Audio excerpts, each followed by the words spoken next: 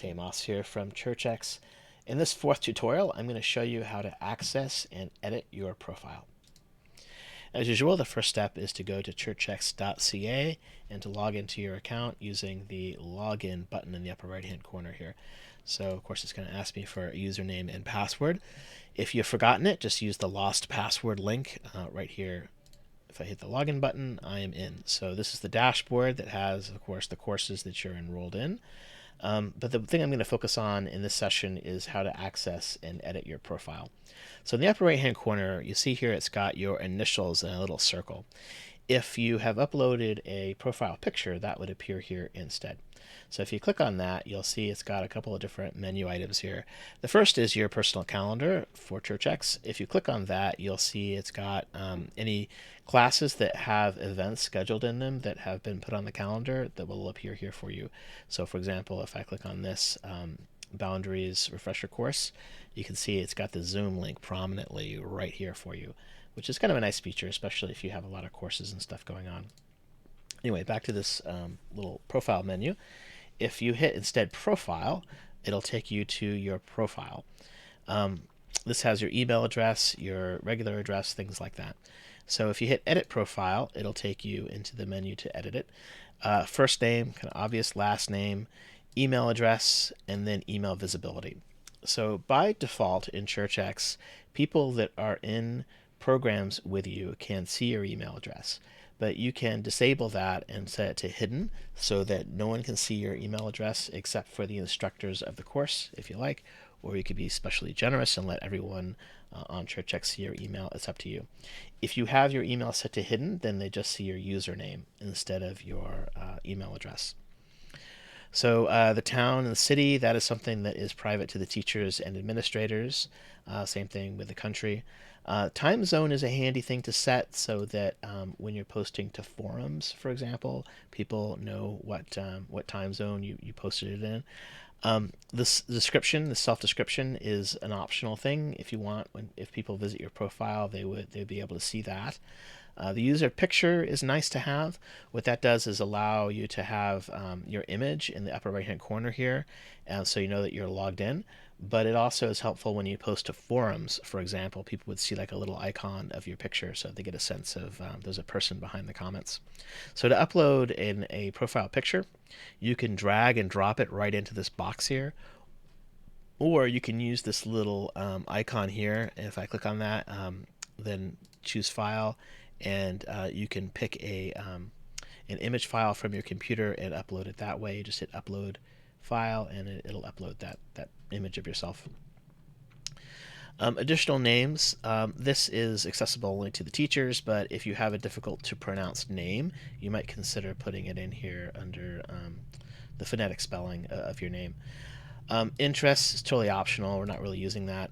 Under the optional category here, these items again are not necessary. They're kind of handy for us. They're not visible to the regular users on CHURCHx, but things like your phone number and your address and so forth are nice for us because it helps us to track people down, but don't feel like you need to share it if you don't want to. Same thing with postal address, your state, denomination, and judicatory, and so forth. This last item on the list, UCC Church Hub email.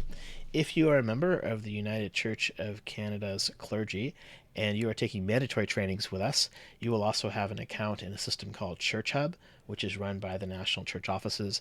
And to help us update that record, it would be handy if we knew the email address that you use to log into that system. But this is optional. If you don't want to share that information, or you're not a member of the United Church of Canada's clergy, you certainly don't have to put that in there. Okay, so once you've updated your profile, just hit update profile and you're done. The next thing I want to show is in that same menu before that I clicked in the upper right, where we talked about the calendar and the profile.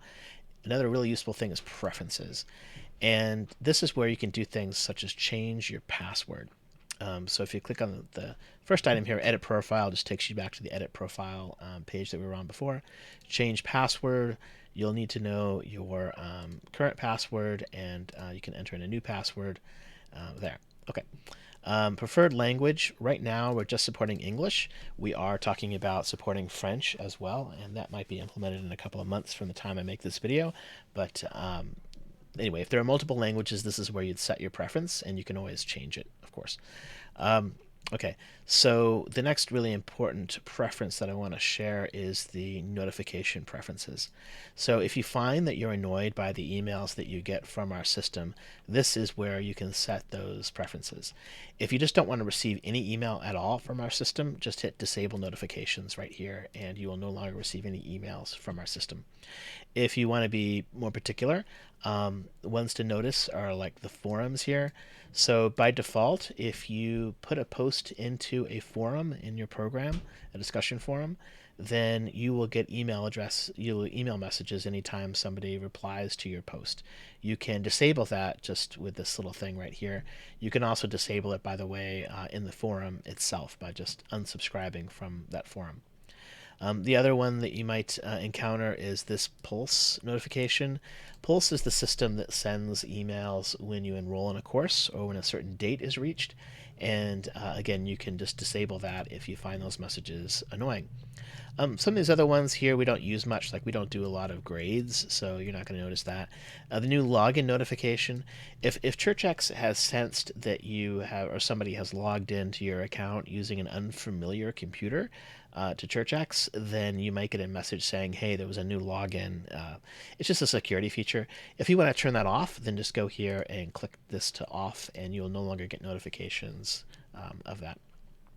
Okay, so that is the messaging preferences, sorry, notification preferences, and I'll take you back to the dashboard. And I hope that was a useful tour for you. If you have any questions, as usual, you can reach me by my email at help@churchx.ca, which is on the bottom of every page here where it says need help. Click here to email us, and I'd be happy to help you. Thanks a lot, and enjoy CHURCHx.